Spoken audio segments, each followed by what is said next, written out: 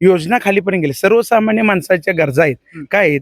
वयोवृद्ध माणसं असतील, महिला असतील, लाडकी बहीणसारखी योजना. आज कोणी ₹1 चहा दिला, एक ₹10 चहा दिला तर लोक परत सांगतात की परवा मी यांना चहा दिला.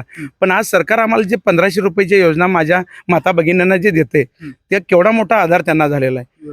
कोणी कुठला आमिष देते असा विषय नाही, पण त्यांच्या ते ₹1500 त्या महिलेचं एखाद्या चांगलं कुटुंबाचं कोणतं तरी नियोजन होते, त्यात आम्हाला समाधान आहे. एखाद्या महिलेसाठी असेल, एखाद्या माझ्या बहिणीसाठी असेल की ते तिच्या प्रपंचात वापरून ती त्याचा उदरनिर्वाह किंवा त्याच्यातून मार्ग करत असते.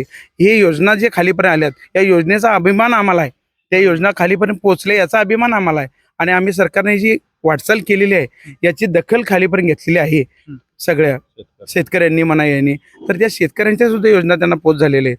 घरी बसून त्यांना शेतकरी सन्मान योजना असतील, बाकी सगळ्या ज्येष्ठांच्या योजना आहेत, या योजना मिळाल्यामुळे लोक समाधानी आहेत. आजपर्यंत 70 वर्ष झाली काँग्रेस सरकार होते, पण काँग्रेस सरकारच्या काळात काही अशा योजना आल्यात का बघा? सरकार बदललं त्यानंतर ह्या योजना चालू झाल्या, काही प्रगतीचे हे ओघ चालू झाले. त्याच्यापूर्वी ह्या काही योजना नव्हत्याच ना.